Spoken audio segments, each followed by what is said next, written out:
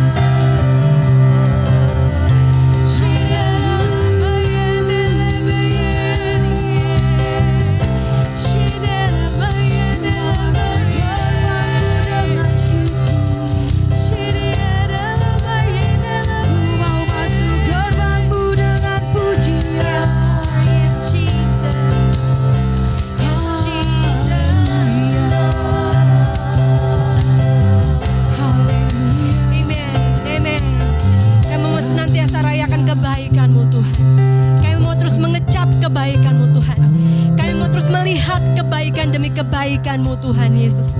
Berapapun keadaan kami saat ini Tuhan, kami terus mengecap kebaikan-Mu dalam kehidupan kami. Thank you Jesus. Kami memuji dan menyembah-Mu pagi ini Tuhan. Di dalam nama Yesus kami persembahkan yang terbaik. Amen. Haleluya. Katakan kepada kanan kiri Bapak Ibu Saudara sekalian, kecaplah dan lihatlah bahwa Tuhan itu senantiasa baik. Amen. Haleluya. Amen. Haleluya. You are good, Jesus. You are good, Lord. Haleluya. Lord. Amen. Amen. Yes. Mari katakan. Kecaplah dan lihatlah betapa baiknya Tuhan itu. Rasakan dan nikmati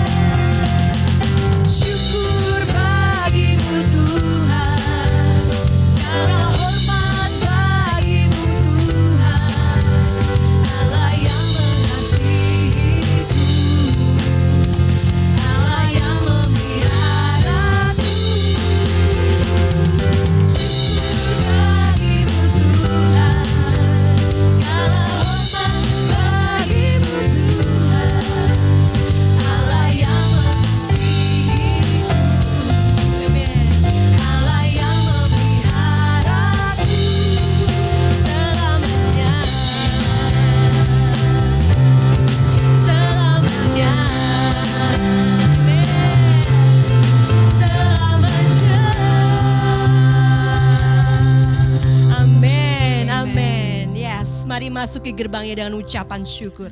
Haleluya, haleluya, amen. Yes, naikkan pujianmu pada pagi hari ini, amen. Dia baik, dia setia bagi, amen, amen, amen.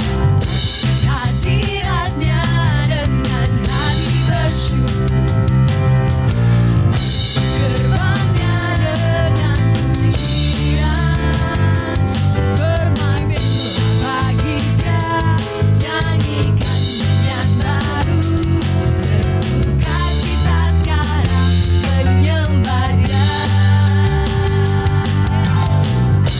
Hadiratnya dengan hati bersyukur, gerbangnya dengan pujian, bermazmur baginda, nyanyikan nyanyian baru, bersuka cita sekarang tinggikan dia. Saat hati bersyukur dan jiwa pun bersuka, hadirat Allah nyata dalam pujian. Saat hati menyembah dan tangan pun terangkat, Tuhan hadir dalam pujian umatnya.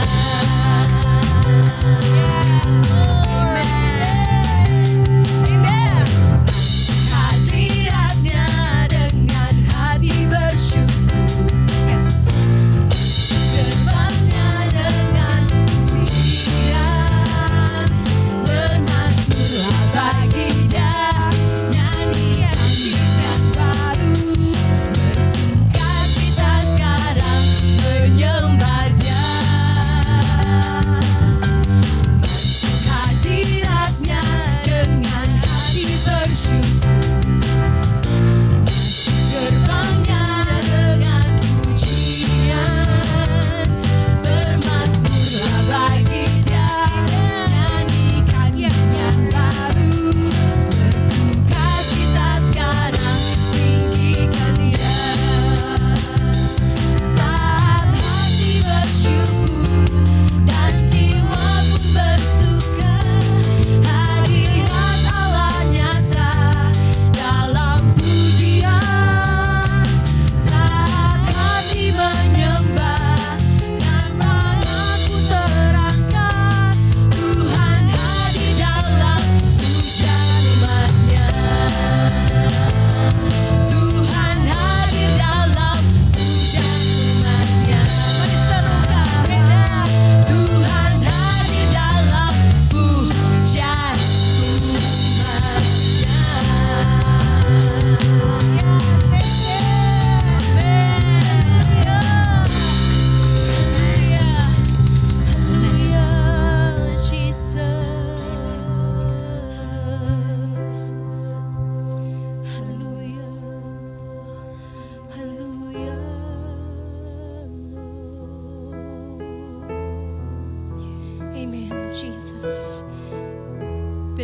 Biar ucapan syukur kami terus kami naikkan kepadamu Tuhan.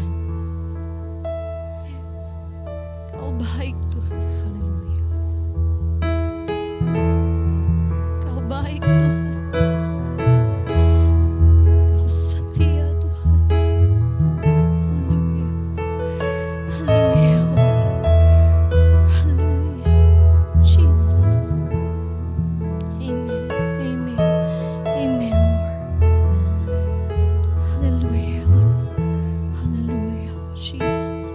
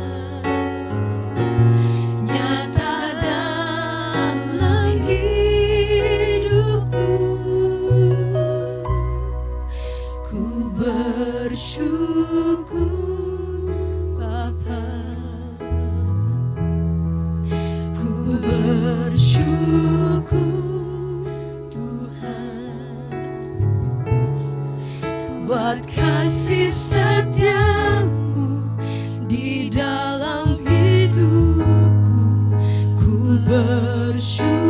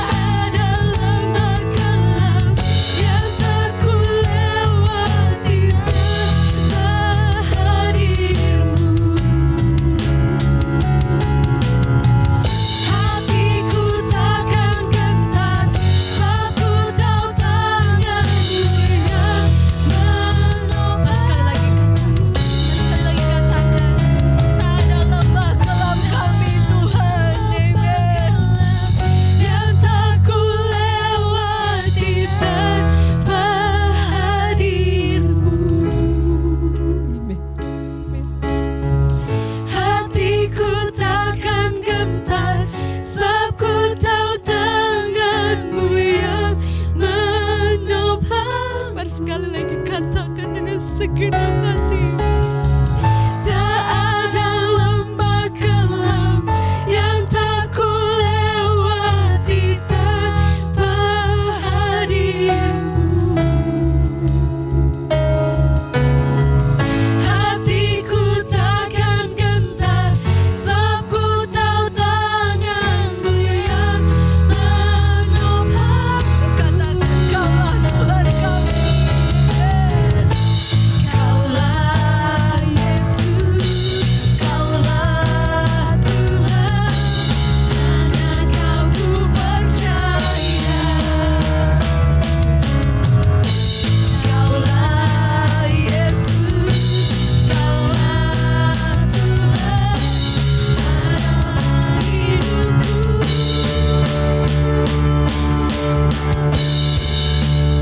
Bersyukur Bapa, ku bersyukur Tuhan, buat kasih setiamu di dalam hidupku. Ku bersyukur. Mari jemaat Tuhan, dengan segenap hatimu nyatakan. Ku bersyukur Bapa, ku bersyukur Tuhan, buat kasih setiamu di dalam hidupku. Ku bersyukur. Katakan kami bersyukur Tuhan. Bersyukur. Naikkan ucapan syukur. Ku bersyukur. Mari naikkan ucapan syukurmu. Ku bersyukur. Oh, ini syukur kami Tuhan.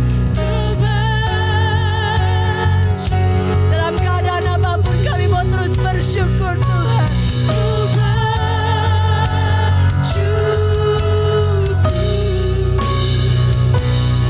Tuhan.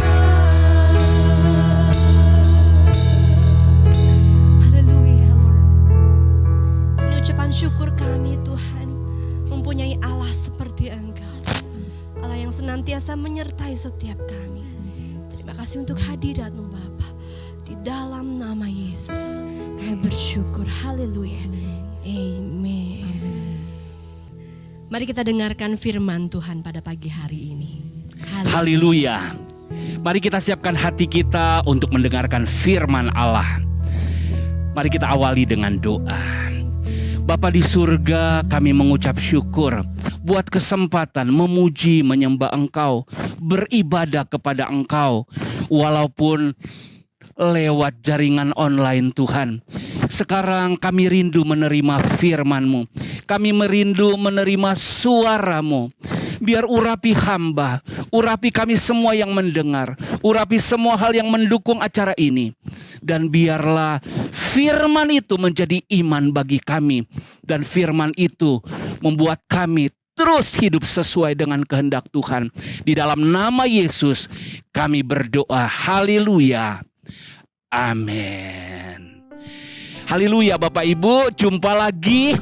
Dan mungkin agak sedikit terlihat berbeda. Ya, hari ini saya menggunakan masker karena kita sedang ada di dalam new normal, saudara. Kenormalan yang baru. Kenapa? Ya saudara, karena sekitar orang saya jauh, jadi lebih baik saya copot supaya lebih leluasa ya. Nah saudara, kita sedang ada dalam new normal. Kenapa?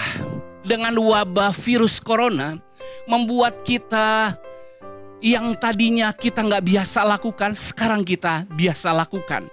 Ada hal-hal rutinitas, kebiasaan yang kita menjadi normal karena sudah terpola dengan adanya virus di waktu yang kita alami yang tidak singkat ini. Nah, new normal itu membuat kita tinggal di rumah, bekerja di rumah. Dan kadang-kadang kita takut ada virus corona di luar sana.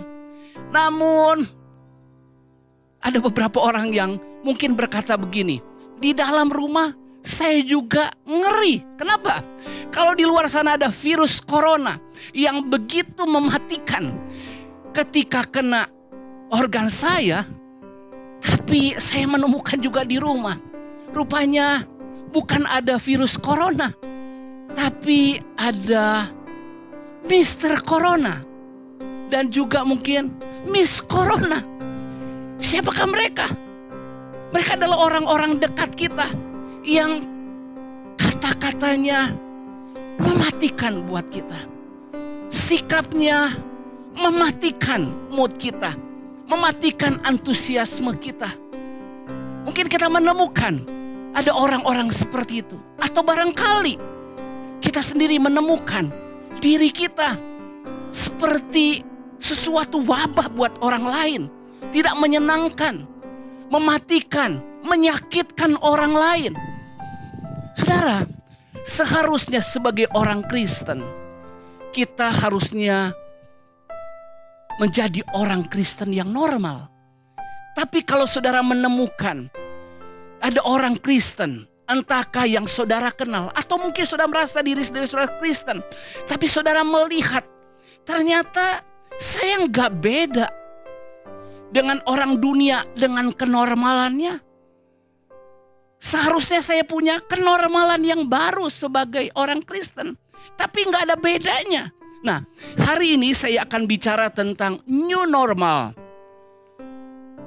with the Holy Cross. New normal with the Holy Cross. Kita akan bicara seri new normal, dan ini seri yang pertama. Apa itu new normal with the Holy Cross? Apa itu normal baru dengan salib suci? Saudara, kita akan baca ayatnya di dalam Efesus pasal 4 ayat 22 sampai dengan 24. Saya bacakan bagi kita semua. Yaitu bahwa kamu berhubung dengan kehidupan kamu yang dahulu harus menanggalkan manusia lama yang menemui kebinasannya oleh nafsunya yang menyesatkan, supaya kamu dibaharui di dalam roh dan pikiranmu, dan mengenakan manusia baru yang telah diciptakan menurut kehendak Allah di dalam kebenaran dan kekudusan yang sesungguhnya. Ayat ini bicara tentang menanggalkan manusia lama dan mengenakan manusia baru. Manusia lama dia punya kebiasaan dan itu normal buat dia. Sedangkan manusia baru dia juga punya kebiasaan yang baru tentunya, dan itulah harusnya menjadi normal buat dia. Ini yang saya katakan, seharusnya seorang Kristen harus bisa berkata, saya punya new normal, normal yang baru kalau dibandingkan dengan orang dunia. Kenapa? Karena saya sudah jadi manusia baru, telah meninggalkan manusia lama. Saudara, kalau kita perhatikan ayat-ayat di Efesus ini, ayat-ayat selanjutnya kita akan melihat daftar tentang manusia lama dengan tampilannya, manifestasinya, hal-hal yang nampak di luarnya, dengan manusia baru. Apa yang ditampilkan seharusnya. Kita baca di ayat di pasal 4 ayat 25 dan seterusnya. Buat manusia lama, dusta itu adalah normal. Hidup penuh amarah itu adalah normal. Mencuri milik orang lain itu normal. Berkata-kata kotor itu normal. Menyimpan kepahitan, kegeraman, kejahatan itu normal, saudara. Sementara manusia baru normalnya apa katakan? Engkau yang berdusta harusnya new normal, berkata benar. Engkau yang penuh amarah harus hidup new normal, penuh pengampunan. Yang mencuri, jangan mencuri lagi, bekerja dan akhirnya jadi pemberi. Orang yang suka berkata kotor, Dia harus memiliki kata-kata yang membangun orang lain. Yang ada dalam kepahitan, dia belajar menjadi ramah karena dia sudah ada dalam pengampunan. Orang yang geram sebaliknya menjadi orang yang mesra. Orang yang jahat sekarang dia new normal menjadi orang yang baik. Ini tampilan luar yang kelihatan. Namun sebetulnya ini karena menunjukkan apa yang di dalam. Kalau kita lihat Efesus 4 mulai ayat 17, ayat-ayat sebelumnya, saudara, kenapa? Karena manusia lama itu ternyata tidak mengenal Allah. Sementara manusia baru mengenal Allah. Apa yang dikatakan tentang manusia lama? Karena dia tidak mengenal Allah. Dia tidak mengenal siapa penguasa hidupnya. Dia tidak mengenal pencipta dan yang punya hak cipta atas hidupnya. Dia hidup atas dirinya sendiri. Pendek kata, dia hidup di dalam dosa. Apa firman Allah katakan? Pikirannya menjadi sia-sia. Kalau pikiran sudah menjadi sia-sia, artinya pengertiannya kemudian jadi gelap. Sehingga apa? Dia hidup dalam kebodohan. Ketika dia bodoh, hatinya jadi degil, jadi bebal. Dan apa artinya, saudara? Dia akhirnya hidup dalam hawa nafsu. Dan akhirnya dihidup dalam kecemaran. Sebaliknya harusnya manusia baru, ketika kita lihat di ayat-ayat itu, dialah yang mengenal Allah. Dia sudah diselamatkan. Karena dia tahu siapa juru selamat. Siapalah Tuhan, pencipta dan pemilik, penguasa, pemilik hak cipta atas hidupnya. Pikirannya dibaharui. Dia hidup dalam terang, pengertiannya terang, sehingga dia memperoleh kebijaksanaan. Kalau saudara rinci, mulai ayat 17 dan seterusnya, orang yang hidup dalam terang tadi, dia punya kebijaksanaan. Lawan dari kedegilan, dia punya kelemah lembutan hati. Dia hidup dalam kebenaran dan akhirnya hidup dalam kekudusan.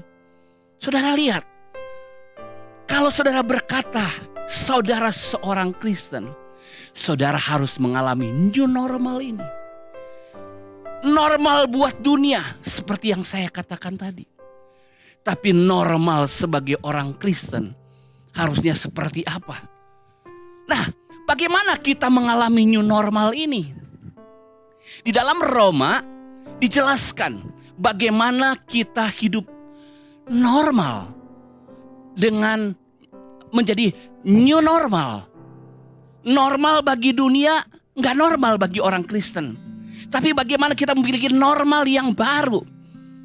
Ada satu jalan, saudara, supaya kita memiliki normal yang baru, yang berkenan kepada Allah, yang membuat hidup kita merdeka, yang membuat kita jadi berkat bagi orang lain. Saudara, kita bisa mengalahkan virus-virus dari yang saya katakan tadi, Mr. Corona dan Miss Corona. Yang tadinya dia membawa bencana, masalah, tapi ketika dia diubahkan, dia menjadi orang yang membawa berkat, membawa damai sejahtera, membawa kebajikan. Roma pasal 6 ayat 6 berkata begini. Karena kita tahu bahwa manusia lama kita telah turut disalibkan, supaya tubuh dosa kita hilang kuasanya, agar jangan kita menghambakan diri lagi kepada dosa. Bagaimana kita mengakhiri manusia lama dengan segala kebiasaannya, dengan kenormalannya? Manusia lama itu mesti disalibkan supaya dia mati, dan akhirnya bangkit manusia baru yang memiliki new normal. Saudara, sekali lagi, bagaimana kita memiliki new normal? Makanya judul firman Tuhan hari adalah New Normal with the Holy Cross. Memiliki kenormalan yang baru melalui atau dengan salib suci. Kenapa saya katakan salib suci? Karena ada banyak salib. Di samping Yesus ada orang yang lain yang disalibkan. Salib mereka adalah penghukuman buat mereka, adalah kebinasan. Tapi salib Yesus, dia gak layak memikul salib itu. Untuk keselamatan kita lah dia memikulnya. Untuk mengakhiri hidup lama kita lah dia memikulnya. Itu adalah salib yang suci, saudara. Akan ada perbedaan ketika seseorang mengenal dan mengalami salib. Sebelum dia mengenal dan mengalami salib, dan sesudah dia mengenal dan mengalami salib. Yuk kita baca ayat ini rinci, saudara. Roma pasal 6 ayat 3 sampai dengan 8. Perhatikan baik-baik. Atau tidak tahukah kamu bahwa kita semua yang telah dibaptis dalam Kristus telah dibaptis dalam kematiannya?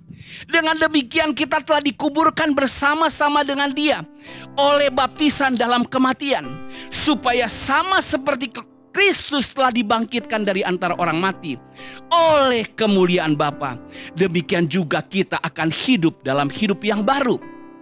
Ayat 5. Sebab jikalau kita telah menjadi satu dengan apa yang sama dengan kematiannya, kita juga akan menjadi satu dengan apa yang sama dengan kebangkitannya. Karena kita tahu bahwa manusia lama kita telah turut disalibkan, supaya tubuh dosa kita hilang kuasanya, agar jangan kita menghambakan diri lagi kepada dosa. Sebab siapa yang telah mati, ia telah bebas dari dosa. Jadi jikalau kita telah mati dengan Kristus, kita percaya bahwa kita akan hidup juga dengan Dia. Saudara perhatikan, dari ayat 3 dikatakan, atau tidak tahukah kamu semua yang telah dibaptis dalam Kristus telah dibaptis dalam kematiannya? Ternyata saudara, bagaimana kita mengakhiri hidup lama, memiliki hidup baru, itu dilambangkan, itu diekspresikan, itu diproklamirkan dengan baptisan, yaitu baptisan air, saudara. Kita mengalami new normal with the Holy Cross setelah kita mengerti dan mengalami salib. Dan itu kita ekspresikan lewat baptisan air. Saudara, ketika kita dibaptis air, kenapa kita dibaptis? Caranya kita mesti diselamkan ke dalam air, karena kata baptiso itu dicelupkan kemudian diangkat lagi, saudara. Kenapa? Karena itu untuk menggambarkan orang yang telah mati dari kehidupan lama. Orang yang mati cuma ada satu cara, cuma ada satu hal yang layak buat dia. Dia dikuburkan. Baptisan adalah penguburan. Tapi lewat baptisan juga ada makna. Ketika dia keluar, dia bangkit. Karena itu lambang persekutuan kita dengan Kristus. Baptisan air adalah perlambang kita dimasukkan ke dalam Kristus. Dibaptis artinya dimasukkan ke dalam. Ketika kita dimasukkan ke dalam Kristus, apa yang Kristus miliki, apa yang Kristus kerjakan jadi efektif buat kita. Dia hidup benar buat kita ketika dia di dunia, karena kita di dalamnya, kita menjadi bagiannya. Ketika dia mati, manusia lama pun kita mati. Ketika dia dikuburkan, manusia lama kita dikuburkan. Namun ketika dia bangkit, kita ada dalam dia, kita juga bangkit, memiliki hidup yang baru. Itu yang disebut dengan manusia baru, saudara. Jadi saudara, yang paling penting sekarang adalah ketika saudara bertanya tadi tentang orang lain, atau mungkin tentang diri kita. Apakah saya manusia baru sehingga saya memiliki hidup yang new normal, yang tidak sama dengan manusia lama, tidak sama dengan dunia ini? Kita cek lewat baptisan kita. Ketika kita mengalami baptisan, itu yang saya katakan, itu turning point-nya. Bicara baptisan, kenapa kita perlu diselamkan seluruhnya ke dalam air? Itu bicara penyerahan total kita. Roh, jiwa, tubuh kita, kita serahkan seluruhnya kepada Tuhan. Makanya kenapa kita harus diselamkan seutuhnya? Karena itu lambang penyerahan total kita. Kita orang berdosa. Kita menyerahkan seluruh hidup kita kepada Tuhan. Kita berkata, Tuhan, aku telah berdosa padamu. Engkau pemilik hidupku. Jadilah padaku apa yang kau mau. Dan Tuhan katakan, manusia lamamu harus mati.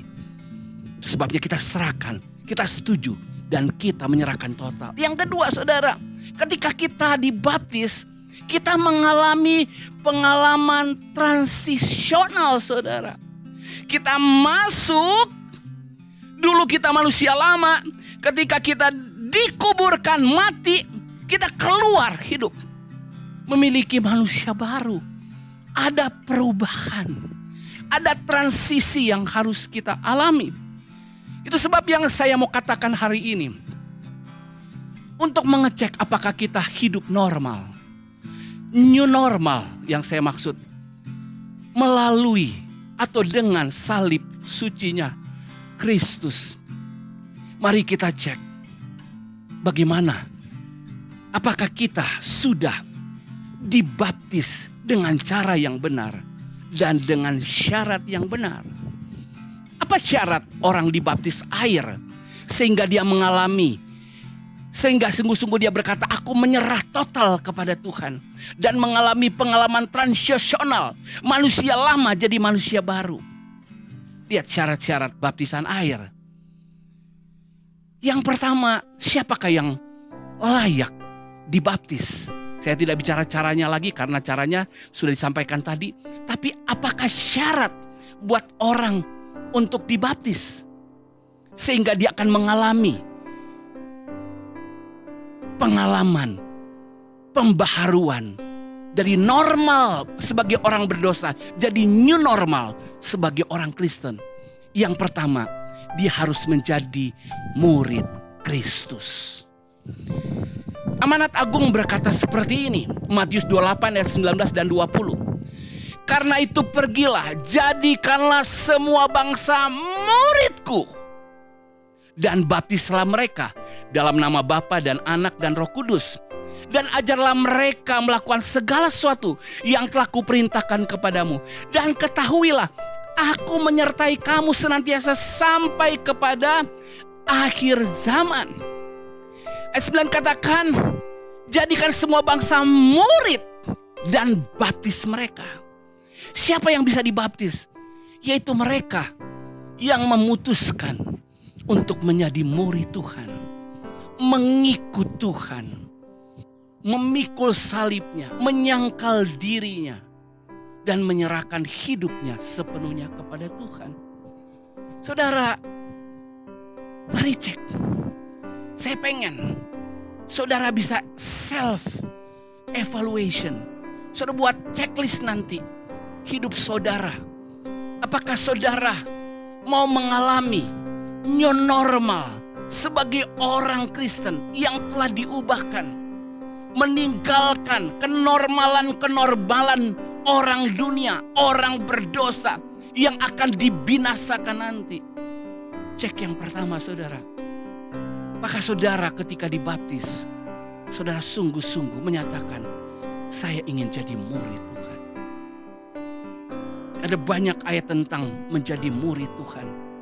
Hanya orang yang jadi murid Tuhanlah yang layak dan sungguh-sungguh mengalami kuasa baptisan. Murid artinya mau terus belajar saudara. Saya kasih contoh. Seorang murid gak akan masalah dia ibadah di gedung gereja atau di ibadah online. Kenapa? Karena seorang murid haus dan lapar untuk belajar. Cek tips untuk cek sedikit saudara. Ada yang berkata ibadah online itu agak berat. Kenapa? Gak sama dengan yang lain. Tapi kalau saudara punya jiwa seorang murid, saudara pasti akan haus untuk memuji, untuk menyembah. Walaupun dengan new normal, seperti yang dikatakan pemerintah, beribadah di rumah. Saudara akan ibadah bukan sambil main-main, sambil makan atau sambil yang lain. Bahkan mungkin saudara akan apa? Sambil mencatat. Sambil mengatakan amin.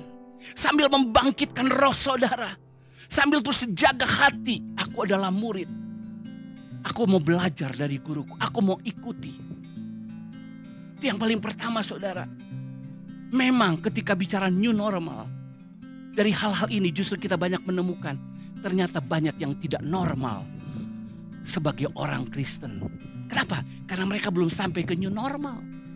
Yang normal mungkin di luar sana orang baptis ikut-ikutan. Orang baptis karena mau menikah. Orang baptis karena ada keperluannya, ada maunya. Tapi orang baptis harusnya dia adalah murid Tuhan. Mari cek hati kita hari ini. Kalau bicara murid, yang paling penting, murid itu bicara soal hati. Itu sebabnya syarat kedua untuk orang dibaptis lebih dalam lagi. Kalau dia seorang murid, dia memiliki hati nurani yang baik. Coba kita lihat 1 Petrus 3 ayat 21. Saya bacakan, juga kamu sekarang diselamatkan oleh kiasannya, yaitu baptisan. Maksudnya bukan untuk membersihkan kenajisan jasmani, melainkan untuk memohonkan hati nurani yang baik kepada Allah oleh kebangkitan Yesus Kristus. Jadi baptisan ini menunjukkan apa, saudara? Karena saudara jadi murid saudara. Saudara mau belajar kepada Tuhan. Itu bersumber dari hati. Dan hati nurani saudara harus mengalami pembaharuan dulu. Harus memiliki hati nurani yang baik saudara. Kepada Allah. Apa itu hati nurani yang baik kepada Allah? Fungsi hati nurani itu seperti apa? Ia berkata benar kepada hal yang benar. Ia berkata salah kepada hal yang salah. Dia punya kepekaan ini saudara. Karena dia mulai terhubung dengan Tuhan saudara. Hati nurani yang baik saudara. Adakah ketika saudara dibaptis? Karena saudara punya hati nurani yang baik. Saudara mengakui perintah Tuhan ya dan amin. Saudara mengakui larangan Tuhan, ya aku akan hindari. Itu hati nurani yang baik. Saudara akan akui dosa adalah dosa, benar adalah benar. Itu sebabnya syarat yang ketiga untuk orang dibaptis, perhatikan masih di ayat ini. Hati nurani yang baik kepada Allah. Oleh apa? Oleh kebangkitan Yesus Kristus. Hati nurani yang baik selanjutnya menuntun kita syarat untuk orang dibaptis yang ketiga. Pertama, dia seorang murid. Yang kedua, punya hati nurani yang baik. Yang ketiga, dari hati nurani baik untuk menunjukkan apa? Saudara, dia percaya sepenuh kepada Yesus. Yesus dan Injilnya. Kenapa dikatakan tadi oleh kebangkitan Yesus? Dia percaya kepada pribadi dan karya Yesus. Saya bacakan. Orang yang percaya itu seperti apa? Kenapa itu menjadi syarat orang dibaptis? Markus 16 ayat 15 dan 16. Lalu ia berkata kepada mereka, pergilah ke seluruh dunia, beritakanlah Injil kepada segala makhluk. Siapa yang percaya dan dibaptis akan diselamatkan. Tetapi siapa yang tidak percaya akan dihukum. Lihat ayat ini dengan jelas. Siapa yang percaya dan kemudian baru dia dibaptis. Saudara, syaratnya harus percaya. Adakah saudara punya iman? Adakah saudara percaya Yesus adalah Tuhan yang jadi manusia? Dia hidup benar karena dia adalah Allah. Dia menanggung dosa, mati karena engkau berdosa. Dia menjadi juru selamat. Bukan hanya itu, tapi dia adalah Tuhan. Dia bangkit karena dia adalah Tuhan. Adakah saudara percaya kepada Yesus? Ketuhanannya, karyanya. Percaya di sini bukan aku hanya percaya. Setan pun percaya kepada Yesus. Tapi apakah saudara mempercayakan diri kepada Yesus? Dan yang terakhir saudara. Kalau kita mau lihat. Syarat dibaptis murid. Punya hati nurani yang baik. Dia punya hati yang percaya. Dan dia juga harus punya hati yang bertobat. Supaya hati nuraninya baik.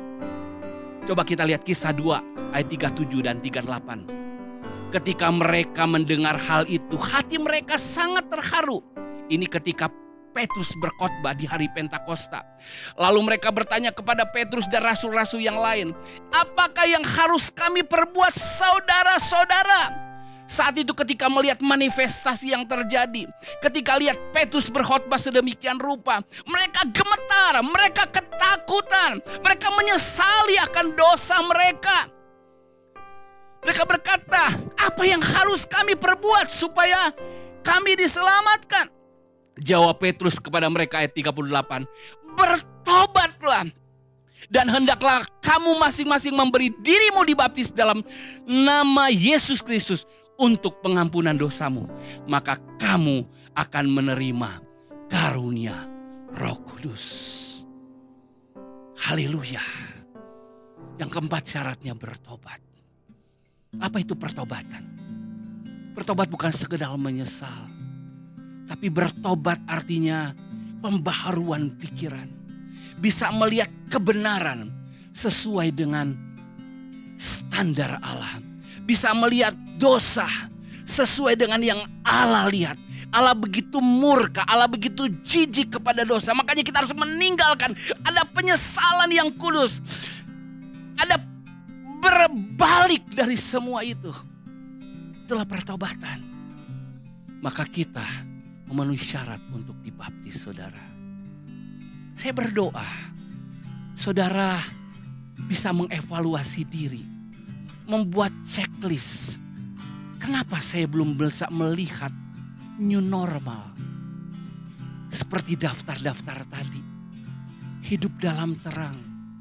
Hidup dalam kemurahan. Hidup dalam kebaikan. Tapi seringkali saya melihat ada kegelapan, ada kemarahan, ada kenajisan, ada kecemaran. Kok saya belum lihat? Dia katanya orang Kristen, tapi kok sama saja, normal saja dengan orang dunia. Kita harus beralih ke new normal sebagai orang Kristen. Apa yang normal buat dunia, tidak normal buat Kristen. Saya mau saudara checklist ini. Apakah aku hidup dalam normal baru atau yang lama? Yang kedua, apakah aku manusia baru atau manusia lama? Yang ketiga, apakah aku dibaptis air dengan cara dan syarat yang benar? Berikutnya, ketika engkau dibaptis, apakah engkau telah memutuskan engkau menjadi murid Kristus? Ketika engkau dibaptis, apakah hati nuranimu baik? Berikutnya, apakah ketika engkau dibaptis, engkau sungguh-sungguh percaya Yesus? Dan yang terakhir, apakah ketika engkau dibaptis, apakah engkau sudah bertobat? Tuhan Yesus menolong kita untuk memiliki new normal di dalam kekristenan. Apa yang normal buat dunia, tidak normal buat orang Kristen. Karena orang Kristen punya new normal. Tuhan Yesus menolong kita. Tuhan Yesus memberkati kita. Mari siapkan hati saudara. Kalau saudara sungguh telah menerima Tuhan, hari ini juga, karena ini di bulan yang baru, kita akan perjamuan kudus bersama.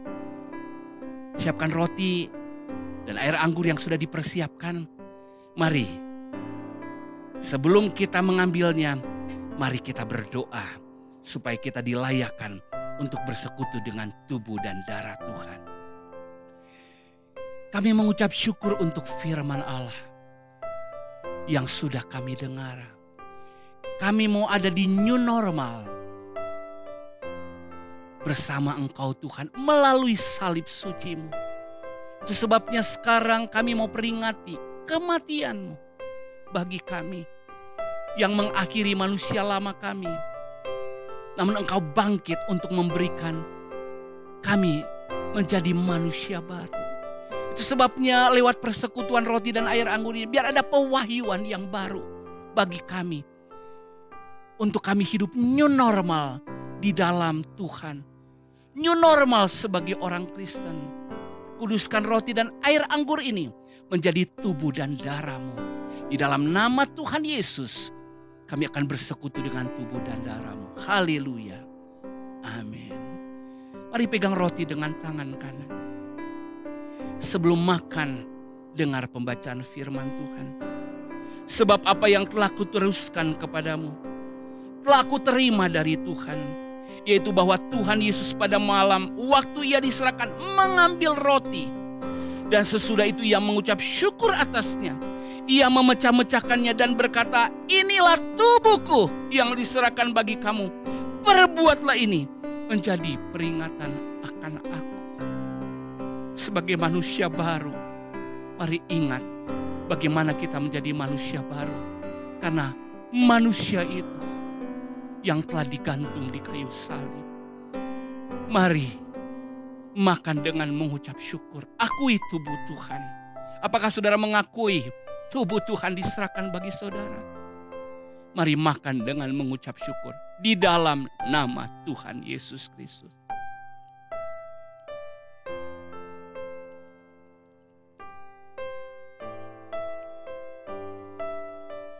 Haleluya. Terima kasih Tuhan. Demikian juga angkat cawan dengan tangan kanan saudara. Sebelum kita minum, mari kita dengarkan firman Tuhan. Demikian juga ia mengambil cawan sesudah makan, lalu berkata, cawan ini adalah perjanjian baru yang dimeteraikan oleh darahku.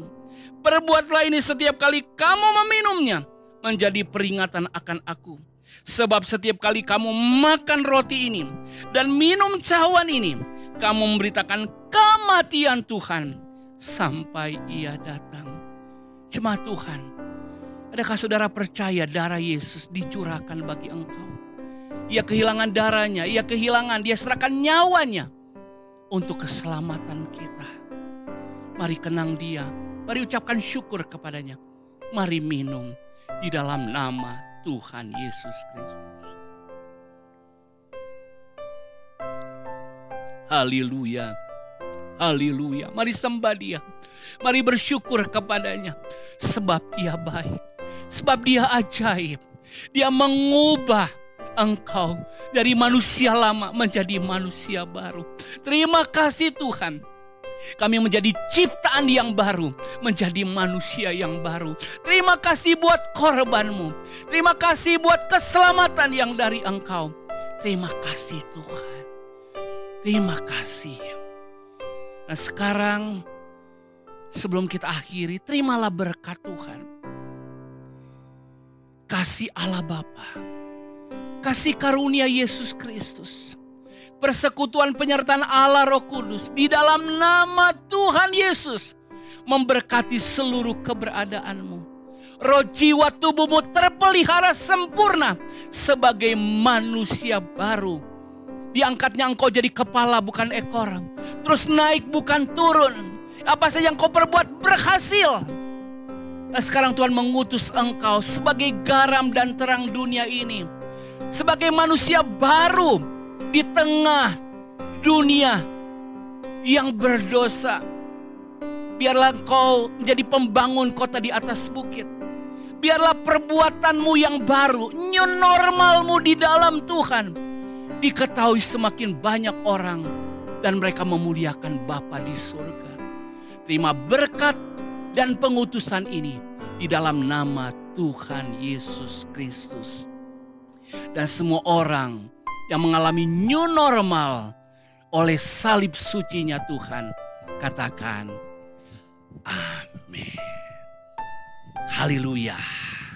Hiduplah dalam new normal with the Holy Cross. Hidup normal yang baru karena salib Kristus. Tuhan Yesus memberkati.